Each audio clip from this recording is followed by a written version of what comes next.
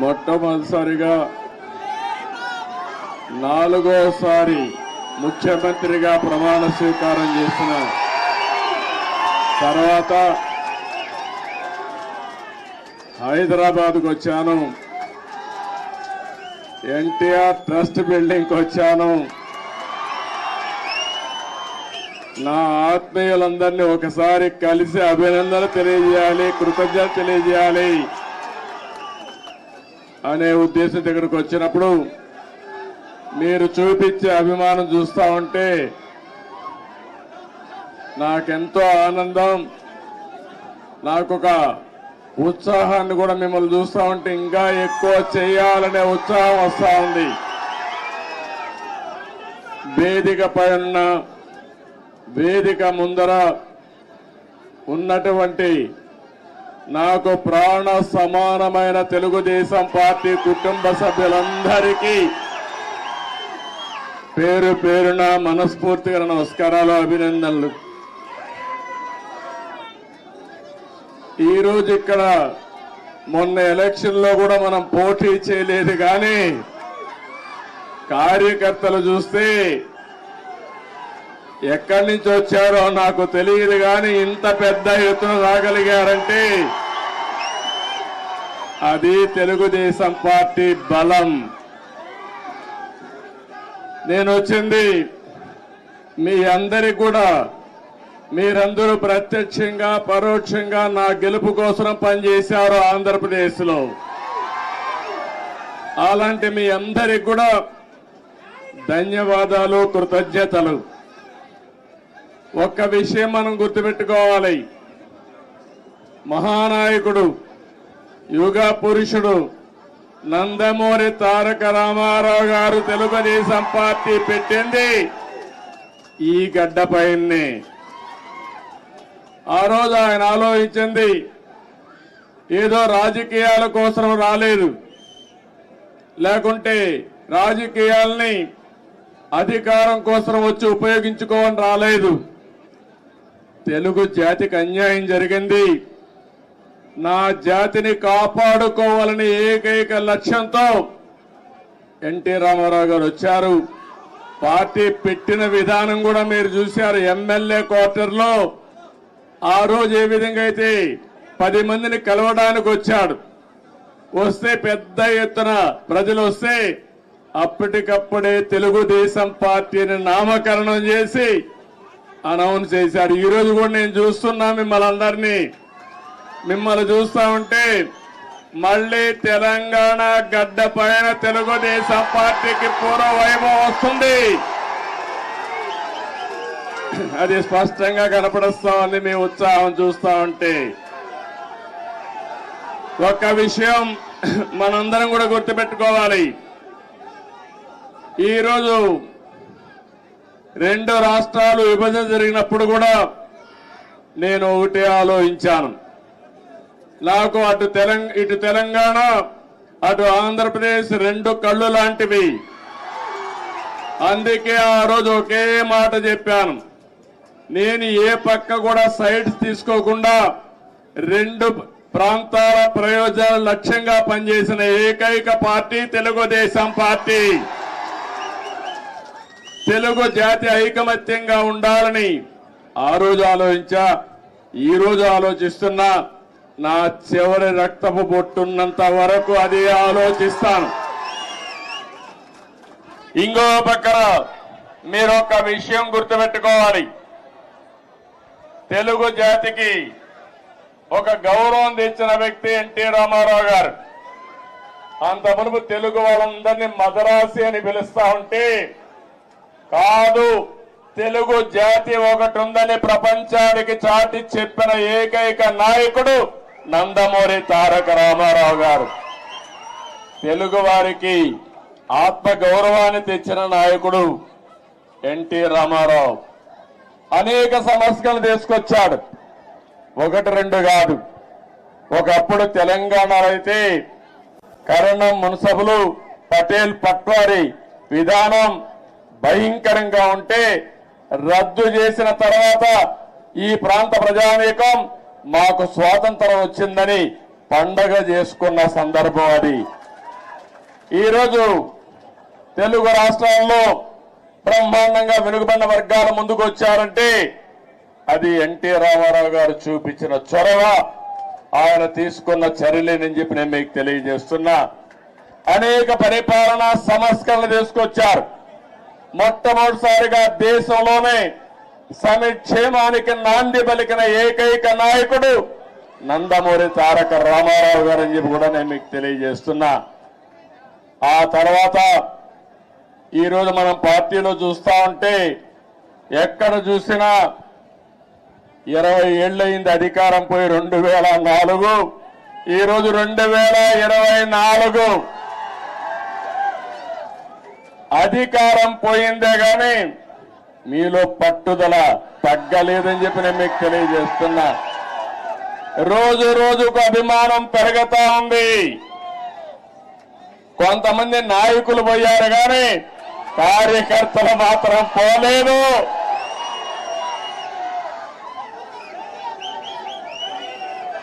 తెలుగు జాతి ఉన్నంత వరకు తెలుగుదేశం పార్టీ జెండా రెపరెపలాడుతుంది.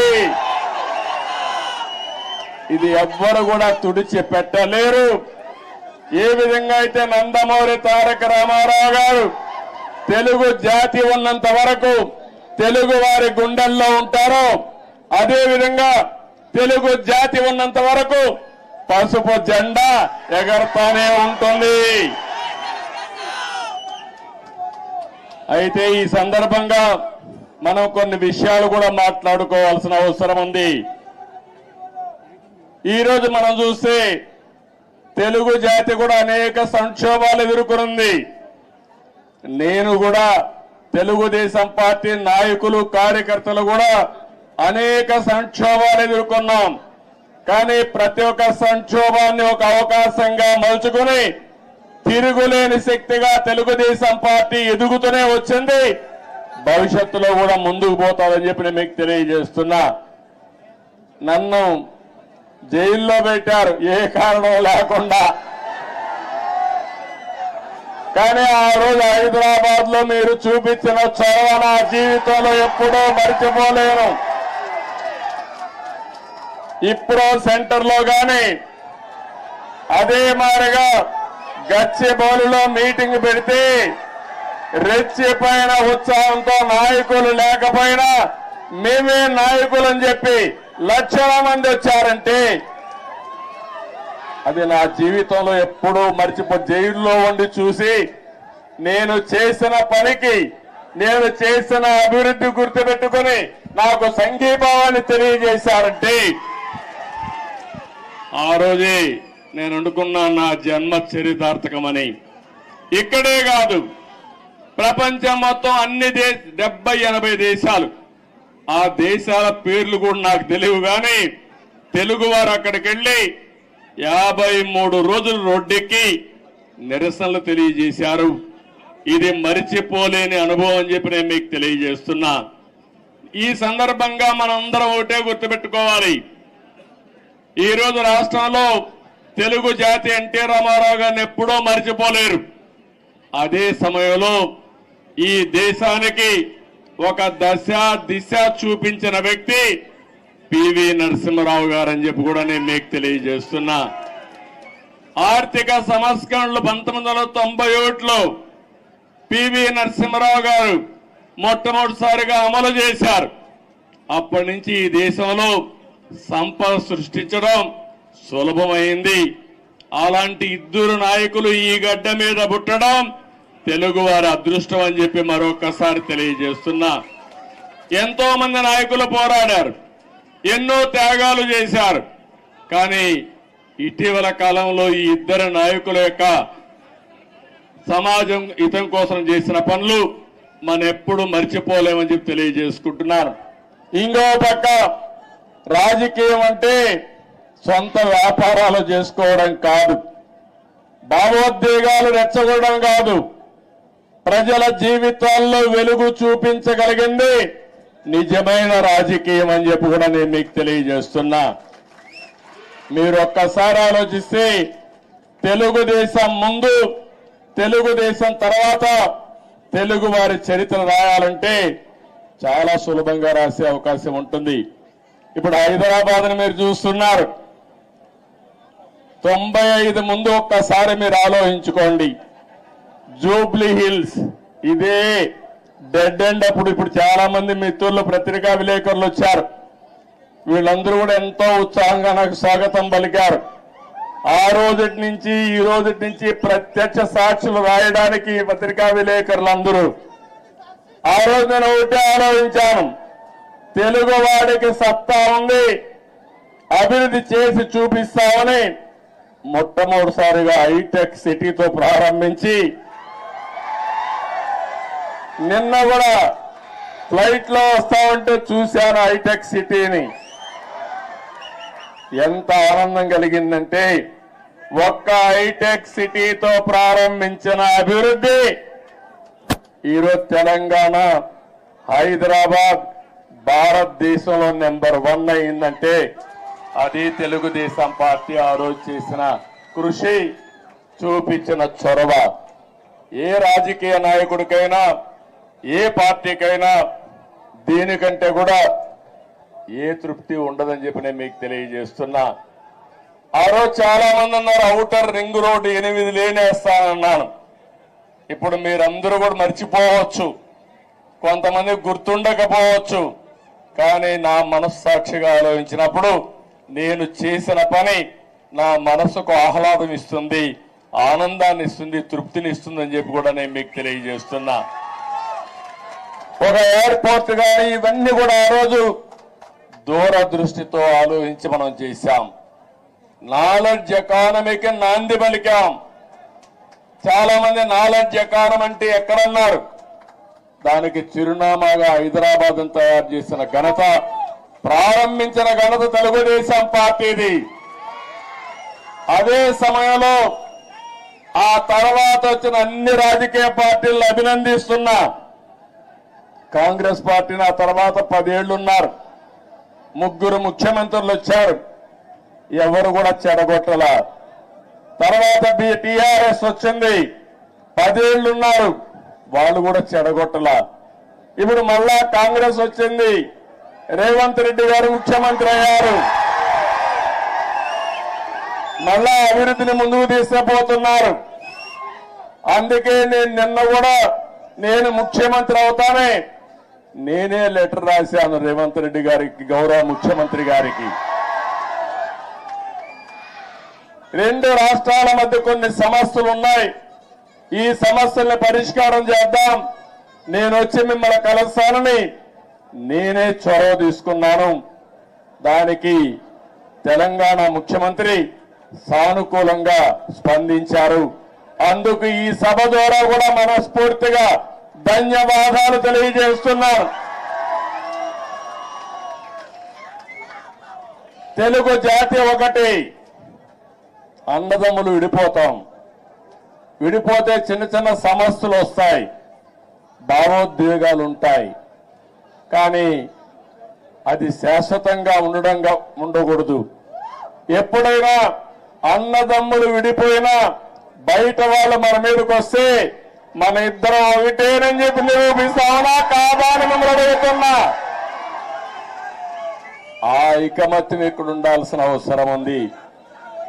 మన జాతి ఒకటే, తెలుగు జాతి, మనం మాట్లాడే భాష ఒకటే, తెలుగు భాష.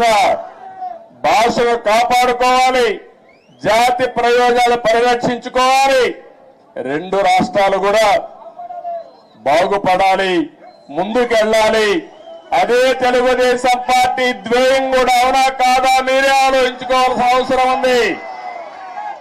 ఇంకొక పక్కన మీరు ఒకసారి చూస్తే 2 రాష్ట్రాలు విడిపోయిన తర్వాత, అన్నాదమ్ములు విడిపోయిన తర్వాత ఎవరి కుంపటి వాళ్ళదే. కష్టపడితే సుఖపడతారు, ఎక్కువ సంపాదించుకుంటే ఆనందంగా ఉంటారు. అయితే అదే సమయంలో ఏదైనా కలిసి పనిచేస్తే ఒక న్యూ ఎనర్జీ కూడా వస్తుంది. ఇద్దరు ఐకమత్యంగా ఉంటే ఐకమత్యం చాలా బలాన్ని ఇస్తుంది. ఒకప్పుడు 42 మంది ఎంపీలు ఉండేవాళ్ళు ఆంధ్ర రాష్ట్రంలో, దగ్గర దగ్గర ఒక 18 మందో 16 మందో రాజ్యసభ మెంబర్లు ఉండేవారు. ఇప్పుడు 2 రాష్ట్రాలు విడిపోయిన తర్వాత తగ్గిపోయినాయి. కానీ ఏ సమస్య వచ్చినా నేను ఒకటే చెప్తున్నాను, నాకు ఆంధ్రప్రదేశ్ అని తెలంగాణని కాకుండా 2 రాష్ట్రాల ప్రయోజనాలు, తెలుగు జాతి ప్రయోజనాలు కాపాడడానికి ముందరుంటాను. కొంతమంది ఆలోచిస్తున్నారు గొడవలు పెట్టుకుంటే సమస్యల పరిష్కారం అవుతాయని. గొడవలు పెట్టుకుంటే నీళ్లు రావు, సమస్యల పరిష్కారం కావు, అభివృద్ధి జరగదు, దానివల్ల లాభం కంటే ఎక్కువ నష్టం వస్తుంది. ఆ విధంగా కాకుండా ఎక్కడికక్కడ సానుకూలంగా చర్చల ద్వారా ఏదైనా సమస్యలుంటే పరిష్కారం చేసుకుని ముందుకు పోవడంలో 2 రాష్ట్రాలు కూడా ముందుకు పోవాల్సిన అవసరం ఉంది. ఇంకొక విషయం కూడా మనం గుర్తుపెట్టుకోవాలి, 2 రాష్ట్రాల్లో మనోభావాలు ఉన్నాయి. ఒకప్పుడు సమైక్య ఆంధ్రప్రదేశ్ లో కూడా తెలంగాణలో ఒక మనోభావాలు ఉండేటివి, రాయలసీమలో ఇంకొక విధంగా ఆలోచించేవాళ్ళు, ఉత్తరాంధ్ర ప్రజానీకం ఒక విధంగా ఆలోచించేవాళ్ళు. దానికి కారణం ఎక్కడికక్కడ సమస్యలు, అక్కడుండే ప్రత్యేకమైన పరిస్థితులు ఉంటాయి. కానీ ఈ రోజు కూడా సమస్యలు ఉంటాయి, మనోభావాలు ఉంటాయి. అందరి మనోభావాలు గౌరవిస్తూనే ఎక్కడికక్కడ ఐకమత్యంగా పోయి ఇచ్చిపుచ్చుకునే ధోరణిలో సమస్యలు పరిష్కారం చేసుకోగలిగితే దానికంటే ఇంకొకటి ఉండదని చెప్పడం కూడా నేను మీకు తెలియజేస్తున్నా. ఇంకొక విషయం కూడా ఇక్కడ కూడా మీరు చూస్తున్నారు, ఈరోజు ఇక్కడ కాంగ్రెస్ ప్రభుత్వం ఉంది, ఆంధ్రప్రదేశ్ లో ఎన్డీఏ ప్రభుత్వం ఉంది. 2 ప్రభుత్వాలు ఇవి. అలాంటప్పుడు ఒకరికో ఒక ఆలోచనలు ఉంటాయి, సిద్ధాంతపరంగా కొన్ని ఆలోచనలు ఉంటాయి.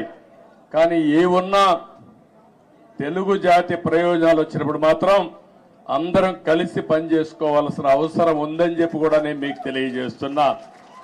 ఆ దిశగానే నిన్న చర్చలు జరిగాయి.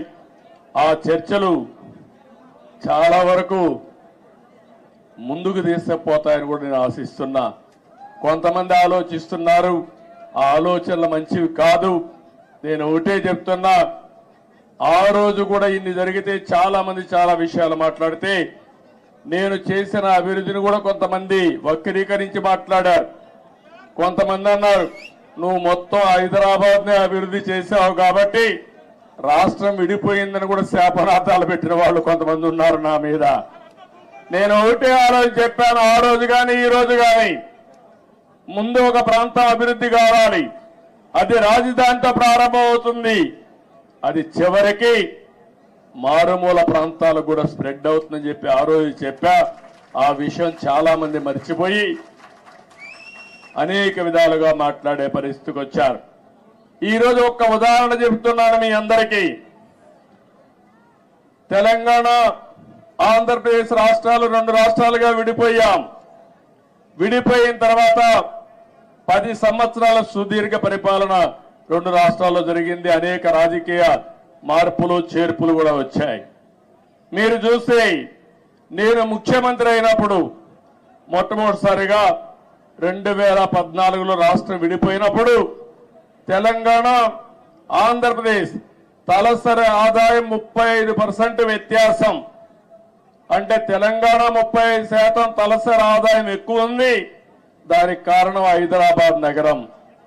అయితే నేను బాగా కష్టపడి 2019 నుంచి 24 వరకు కష్టపడితే, 14 నుంచి 19 వరకు కష్టపడితే ఆ వ్యత్యాసాన్ని 27.5%కి తగ్గించాను.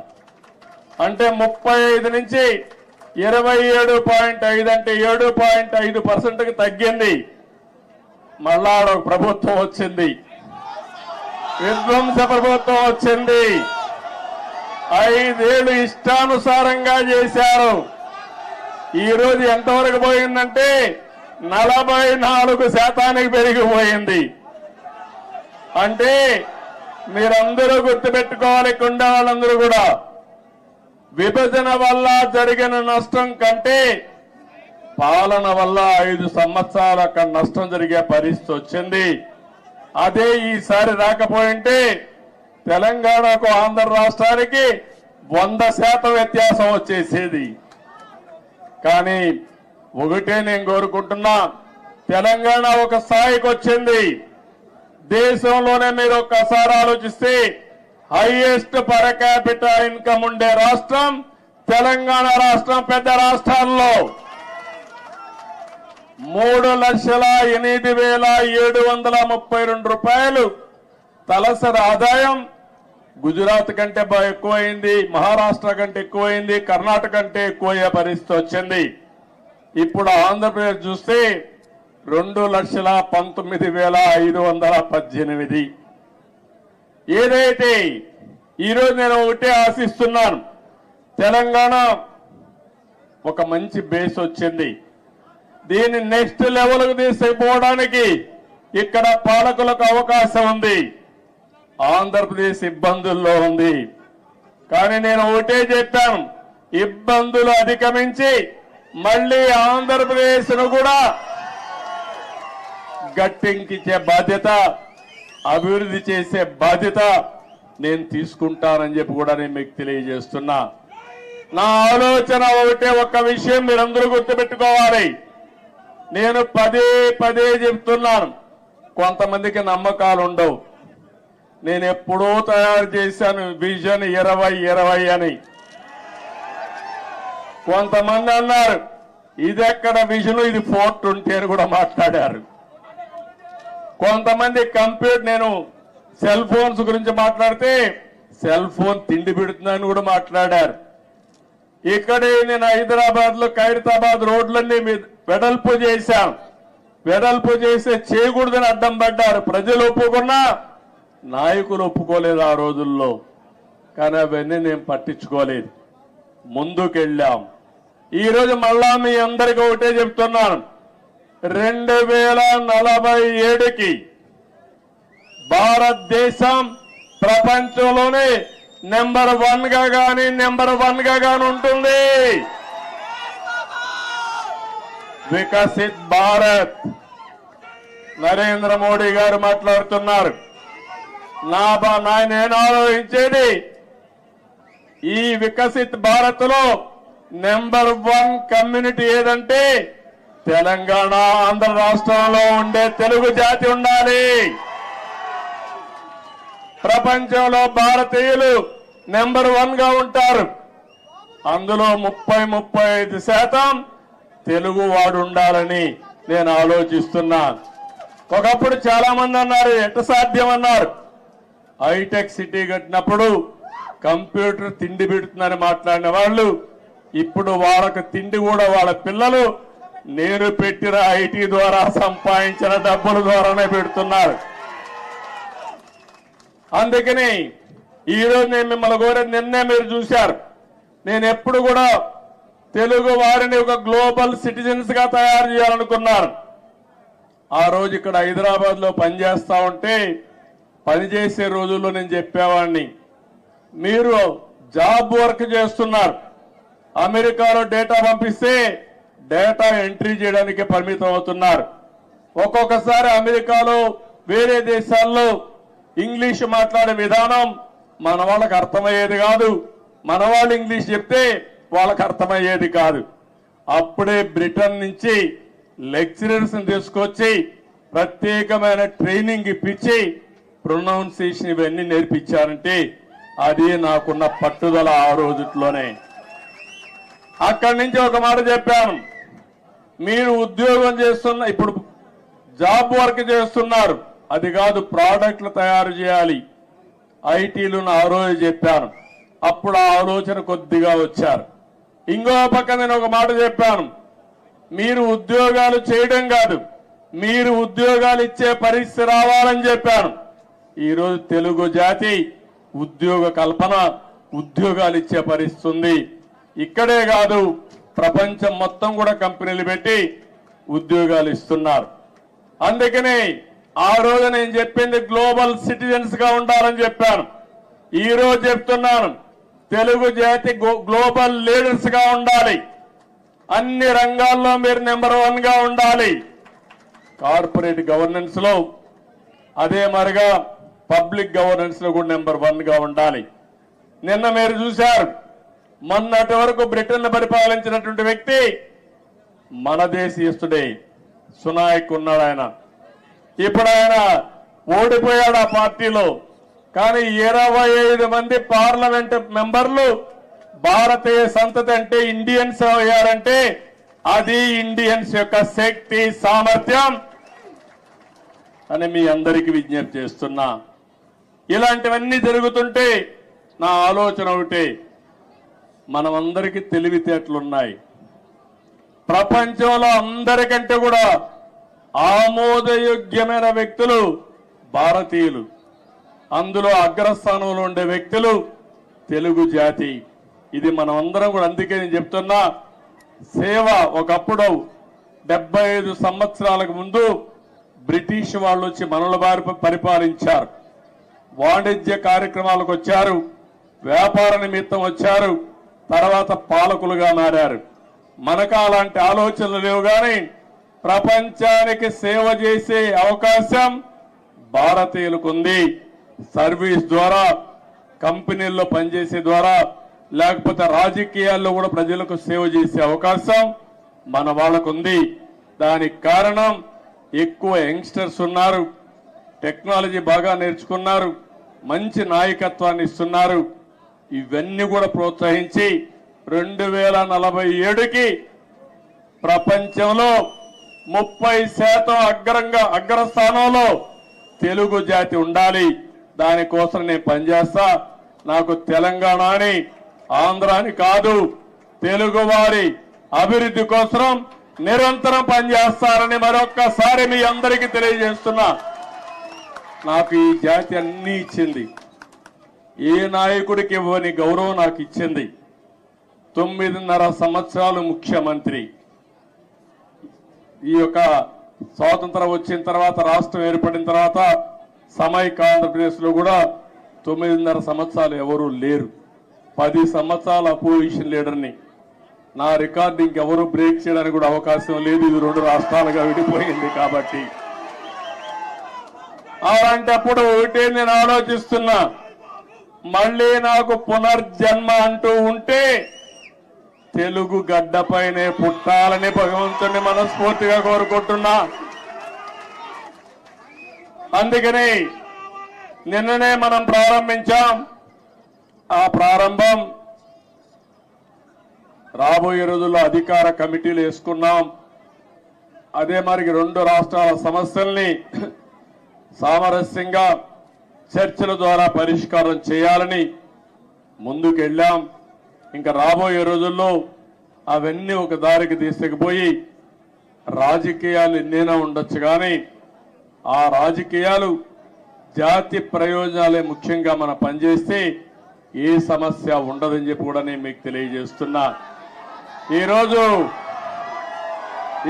మీరు ఒక్కసారి చూస్తే నేను తిరగని ప్రాంతం లేదు తెలుగు నేల పైన. ఆదిలాబాద్ మొదలుకొని శ్రీకాకుళం వరకు తెలియని గ్రామం లేదు, తెలియని ప్రజానీకం లేదు. అలాంటి ప్రజలందరినీ చూశాను. ఇప్పుడు కూడా అదే అనిపిస్తుంది నాకు. ఇక్కడికి వచ్చినప్పుడు మీ యొక్క ఎనర్జీ చూసిన తర్వాత, మీ ఉత్సాహం చూసిన తర్వాత, దీనికంటే ఏ నాయకుడైనా ఏమైనా కోరుకుంటామని అడుగుతున్నా. మీరు నాకు అధికారాన్ని ఇచ్చారు. తిరిగి నేను సేవాభావంతో అనేక కార్యక్రమాలు చేశా. అది నా జీవితంలో దానికంటే ఇంకేం కోరుకునేది లేదు. కానీ నేను ఒకటే చెప్తాను, నా జీవితం ఉన్నంత వరకు, చివరి రక్తపు బొట్టు ఉన్నంత వరకు ప్రజలకు ఏం చేయాలో అవన్నీ చేస్తానే ఉంటాను. ఇప్పుడు నేను ఆలోచించే విధానం మీరు చూస్తే రాబోయే 30 ఏళ్లలో ఏం జరుగుతుందో ఇప్పుడే ఊహించి దానికి ఒక విజన్ తయారు చేసుకుని ముందుకు పోవాలనేది నా మనస్తత్వం. అందుకే ఈ సందర్భంగా నేను మిమ్మల్ని అందరినీ ఒకటే కోరుతున్నా. మీ తెలంగాణలో మా తమ్ముడు ఇప్పుడే చెప్తున్నాడు, మొన్న ఆంధ్రప్రదేశ్ లో ఎన్నికలు వచ్చాయి. ఎన్నికలు వస్తే నేను వినూత్నంగా ఆలోచించాను. ఈసారి అందరినీ సీనియర్స్ నే కాకుండా యంగ్స్టర్స్ తీసుకొచ్చాను. రీస్ట్రక్చరింగ్ ప్రారంభించాను. యువకుల్ని, ఉత్సాహవంతుల్ని, చదువుకున్న వాళ్ళని సామాజిక న్యాయమే ధ్యేయంగా పెట్టుకుని అందరినీ మంచి వ్యక్తులు తీసుకొచ్చాం. ఆ యొక్క ఇది మీరు చూస్తే బ్రహ్మాండంగా ప్రజలు కూడా బ్రహ్మరథం పట్టారు. తెలుగుదేశం చరిత్రలో ఇంత పెద్ద విజయాన్ని నేను ఎప్పుడూ చూడలేదు. 82, 84 ఆగస్టు క్రైసిస్ తర్వాత 85, తర్వాత 94, 99 ఎప్పుడూ చూడలేదు. ఒక సునామీ వచ్చింది. ఆ సునామీకి ఎక్కడికక్కడ అందరూ కూడా కొట్టుకుపోయే పరిస్థితికి వచ్చారు. అది చూసిన తర్వాత మా తమ్ముడు అంటున్నాడు, అంటే ప్రజాస్వామ్యంలో మీరు ఒక్క విషయం గుర్తుపెట్టుకోవాలి, రాజులు లేరు, నియంతలు లేరు. ఎవరైనా విర్ర వీగితే ఎక్కడికి పంపించాలని మీరే పంపిస్తారు. అందుకే నేను ఇప్పుడు కూడా చెప్తున్నా మా మంత్రులకి అందరికీ, అక్కడ విర్ర వేగద్దండి, భూమి మీద నడవండి, ఆకాశం నడవద్దండి. ప్రజలకు మనం సేవ చేయాలి కానీ మనము ప్రజలకు సేవకులు కానీ పెత్తందారులు కాదు. ఆ విషయం గుర్తుపెట్టుకోమని అందరికీ ఎప్పటికప్పుడు హితబోధ చేస్తున్నా. అందుకే ఒక మాట అన్నాను నేను, సిబిఎన్ 95 2024 కాదు, సిబిఎన్ 95లో ఏ విధంగా పనిచేశాడో అదే విధంగా పనిచేస్తానని నిన్నే చెప్పాను. ఆ రోజుట్లో మీరు నాతో తిరిగిన వాళ్ళు ఇక్కడ ఈ గడ్డ మీద చూసి ఉంటారు. 90 రోజులు తిరిగారు హైదరాబాద్ లో. ఆకస్మిక తనిఖీలు, తెల్లవారుజామున లేచి అందరి తలుపు తట్టి నిద్ర లేపి సమస్యలు తెలుసుకుంటూ పరిష్కారం చేసిన రోజులు అవన్నీ. అలాంటివి చాలా చేశాం. ఆ రోజు చేసిన కార్యక్రమాలే మీరు చూస్తే శ్రమదానం, అదే మరి జన్మభూమి, అదే మారిగా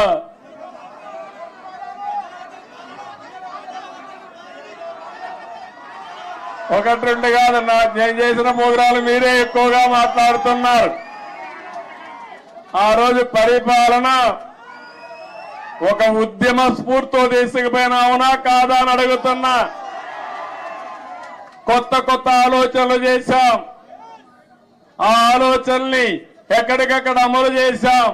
నన్ను అడిగారు, నేను సైబరాబాద్ అంటే కొంతమంది నన్ను ఎగతాళి చేశారు, ఏంటిది కొత్త విషయం మాట్లాడుతున్నావని. ఆ రోజు సికింద్రాబాద్, హైదరాబాద్ ఉంది. నేను ఆలోచించాను ఏ పేరు బాగుంటుందని. సరైన నేమో ఇన్ఫర్మేషన్ టెక్నాలజీ వచ్చింది, సైబరాబాద్ అని పేరు పెడదామని పెట్టి కడాన అమెరికా అధ్యక్షుడు బిల్ క్లింటన్ పిలిపించినప్పుడు నామకరణం చేశాం. మన టెక్నాలజీ ఆయన చూసి ఆ రోజుల్లోనే ఆశ్చర్యపోయాడు, ఒక హైదరాబాద్ లో టెక్నాలజీ ఇంత అడాప్ట్ చేసుకున్నారని. అది నా స్వార్థం కోసమో కొంతమంది స్వార్థం కోసం కాదు, జాతి ప్రయోజనాల కోసం మనం చేయడం జరిగింది. ఇక్కడుండే నాయకులందరికీ మీ అందరికీ ఒకటే చెప్తున్నాను, 20 ఏళ్లుగా అపోజిషన్ లో ఉన్నాం. తెలంగాణలో కూడా తెలుగుదేశం పార్టీ ఉండాలనా లేదా అని మిమ్మల్ని అడుగుతున్నా.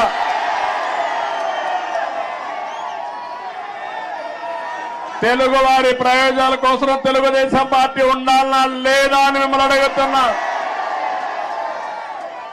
తెలంగాణ గడ్డ పైన పుట్టిన పార్టీ ఉండాలనా లేదా అని అడుగుతున్నా. తప్పకుండా ఇక్కడ పార్టీ కోసం పనిచేసిన కార్యకర్తలు ఉన్నారు. తొందరలోనే పార్టీని రీస్ట్రక్చరింగ్ చేస్తాం. మళ్ళా యువకుల్ని ప్రోత్సహిస్తాం, యువ రక్తాన్ని ఎక్కిస్తాం, చదువుకున్న వ్యక్తులందరినీ కూడా తీసుకొస్తాం. నేను ముందే విధంగా అయితే ఆలోచించానో ఇప్పుడు టెక్నాలజీ కూడా వచ్చింది కాబట్టి ఆంధ్రప్రదేశ్ ఒక విధానం, తెలంగాణ ఇంకొక విధానంతో ఆలోచించి ప్రత్యేకమైన శ్రద్ధ పెట్టి ఒక మంచి పార్టీని అభివృద్ధి చేద్దాం. ఇక్కడ తెలుగుదేశం పార్టీకి ఒక ప్రత్యేకత ఉంది. అధికారం ఉన్నా ప్రతిపక్షంలో ఉన్నా ఎప్పుడూ ప్రజాపక్షంలోనే మనం ఉంటాం. ఈరోజు ఎన్టీ రామారావు ఎన్టీఆర్ ట్రస్ట్ బిల్డింగ్ ఇది. మీరు పక్కన చూస్తే బ్లడ్ బ్యాంక్ ఉంది. భువనేశ్వరి గారి నాయకత్వంలో స్కూల్స్ పెట్టాం.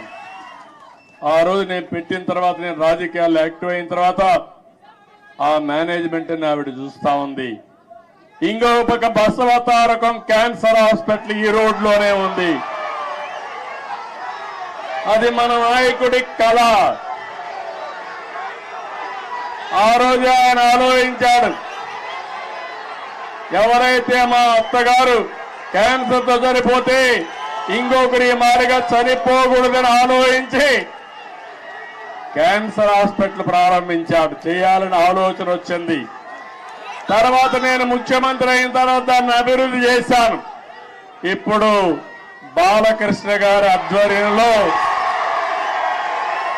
బసవతారకం క్యాన్సర్ హాస్పిటల్ ఈ ప్రాంతంలో ఎనలేని సేవలు అందిస్తున్నారు. ఒక ఇన్స్టిట్యూషన్ పెడితే ఎప్పుడు కూడా మీరు ఒక్కసారి గుర్తుపెట్టుకోండి, తెలుగుదేశం పార్టీ ఒకే ఆలోచన. ఆ ఆలోచన ఏ విధంగానైనా సరే ప్రజలకు సేవ చేయాలన్న ఆలోచన తప్ప పెత్తనం చేయాలని కాదనే విషయం మరొక్కసారి మీ అందరికీ గుర్తు చేస్తున్నా. అది ట్రస్ట్ కావచ్చు, రాజకీయ పార్టీ కావచ్చు, ఇవన్నీ కూడా ఆలోచిస్తాం. నేను కూడా పార్టీని రీస్ట్రక్చరింగ్ చేస్తాం. యువకుల్ని ప్రోత్సహిస్తా, ఉత్సాహవంతుల్ని గౌరవిస్తా. మళ్ళీ ఇప్పుడు నేను వేసే ఫౌండేషన్ ఒక 30-40 సంవత్సరాల వరకు పనిచేసే సమర్థమైన నాయకత్వాన్ని తయారు చేసుకుందాం. పార్టీని ముందుకు తీసుకుపోదాం. ఈ సందర్భంలో మీరు చూశారు, ఆంధ్రప్రదేశ్ రాష్ట్రంలో కూడా నేను ఎన్ని ఇబ్బందులున్నా పవన్ కళ్యాణ్ గారు కూడా ముందుకొచ్చి ప్రభుత్వం వ్యతిరేక ఓటు చీలకూడదు, అందరం కలిసి ఒకటిగా ఉందామని నాంది పలికి నేను జైల్లో ఉన్నప్పుడు బేషరత్తుగా వచ్చి తెలుగుదేశం పార్టీతో పొత్తు పెట్టుకుంటామని చెప్పి పొత్తు పెట్టుకున్న వ్యక్తి పవన్ కళ్యాణ్ గారు అని చెప్పి కూడా నేను మీకు తెలియజేస్తున్నా. ఆ తర్వాత బీజేపీ కూడా ముందుకొచ్చి ముగ్గురం కలవాలి, ఆ రాష్ట్రాన్ని పునర్నిర్మాణం చేయాలని చెప్పి ఆలోచించాం. ఇవన్నీ కలయికలు బాగా పనిచేశాయి. అన్నింటికంటే యువగళం బాగా క్లిక్ అయింది. నిజం గెలవాలి కూడా బాగా మహిళల్లోకి వెళ్ళింది. ఒకటి కాదు, అన్ని కార్యక్రమాలు కూడా 1 by 1 బ్రహ్మాండంగా పనిచేశాయి. కడాల నేను ఒక మాట చెప్పాలి, తెలంగాణ నుంచి ఎన్నికల ముందు రోజైతే 60-70 ట్రైన్లు వచ్చాయి. మామూలు కాదు, ఒక్కొక్క ట్రైన్ ఫుల్ గా వచ్చారు. ఏసీ ట్రైన్ లో పట్టరాని విధంగా మనుషులందరి దగ్గర ఒకసారి ఏసీ గాని ఆఫ్ అయిపోతే సఫకేషన్ వస్తే ఏమవుతుందో తెలియదు. అది కూడా పట్టించుకోకుండా ఎట్టి పరిస్థితుల్లో మేము ఓటు వేయాలని ఊరు ఊరు కదిలొచ్చారు. కొంతమంది ఇక్కడ ఈ ప్రాంతం నుంచి పేదవాళ్లు, చిన్న చిన్న పనులు చేసుకునేవాళ్లు, వంట తయారు చేసుకుని క్యారియర్ పట్టుకొని వచ్చి ఓటేసి మళ్ళా తిరిగి వచ్చారంటే ఏ విధంగా వాళ్ళు రుణం తీర్చుకోవాలో నాకైతే అర్థం కావడం లేదు. చాలా మంది ఎన్ఆర్ఐలు అమెరికా నుంచి, ఆస్ట్రేలియా నుంచి, ఆఫ్రికా నుంచి, వివిధ దేశాల నుంచి లక్షల రూపాయలు ఖర్చు పెట్టుకుని ఒక ఓటేసిపోయారంటే, కొన్ని నెలలు ఇక్కడే ఉండి గ్రామాల్లో తిరిగి పనిచేశారంటే వాళ్ళందరి రుణం తీర్చుకోవాల్సిన అవసరం ఉంది. అందరి కలయిక, అందరూ కలిసి పనిచేయడమే. మొన్న రాష్ట్ర ఎన్నికల్లో ఒక సునామీ వచ్చింది. ఈ సునామీ మా తమ్ముళ్ళు చెప్పినట్టు సైకోనే కాదు, అక్కడ భూతం ఉంది.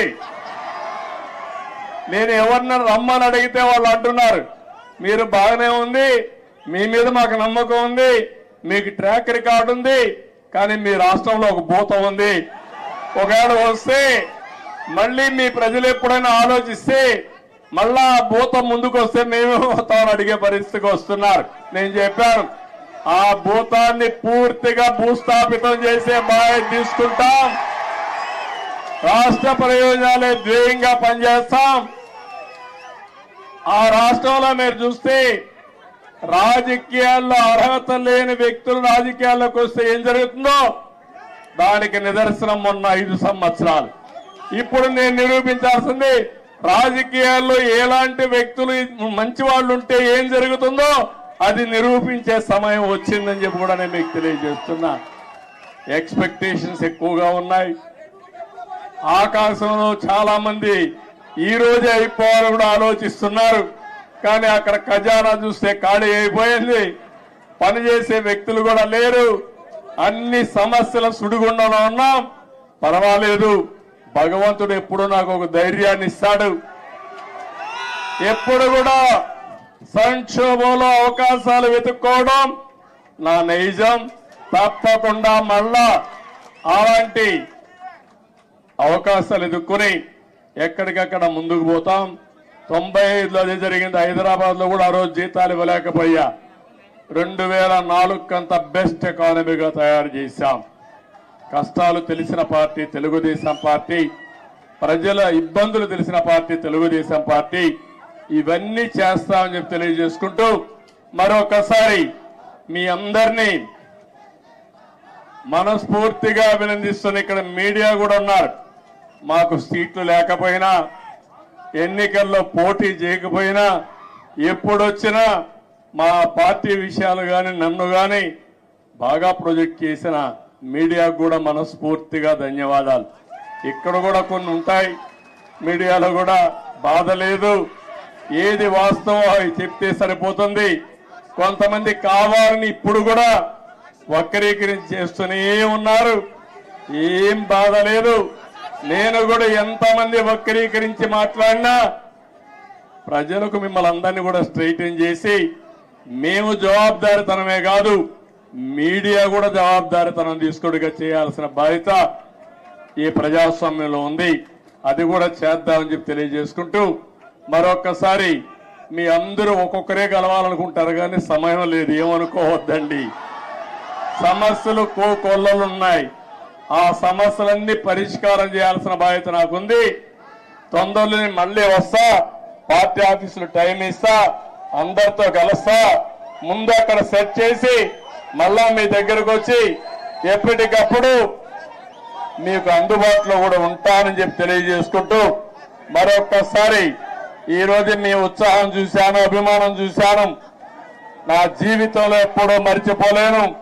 ఇవన్నీ ఒక్కొక్క నాయకుడికి ఒక్కొక్క సమయంలో మధుర స్మృతులుగా జ్ఞాపకం ఉంటాయి. నేను ఎవరిని ఈరోజు రమ్మని కూడా పిలవలేదు, కానీ ఈ పార్టీకి ఇక్కడికి వచ్చి 10 మందికి ధన్యవాదాలు తెలియచేయాలనే ఉద్దేశంతో వచ్చా. ఆ సందర్భంగా ఇంత పెద్ద ఎత్తున వచ్చారు. మీ అందరికీ పేరు పేరున మనస్ఫూర్తిగా కూడా శిరస్సు వంచిన నమస్కారాలు తెలియజేసుకుంటూ మీకే కాకుండా తెలంగాణ మారుమూల ప్రాంతాల్లో ఉండే తెలుగుదేశం పార్టీ శ్రేయోభిలాషులందరికీ మనస్ఫూర్తిగా అభినందనలు, ధన్యవాదాలు తెలియజేసుకుంటూ అందరికీ నమస్కారాలు. జై హింద్, జై తెలుగుదేశం, జై తెలంగాణ.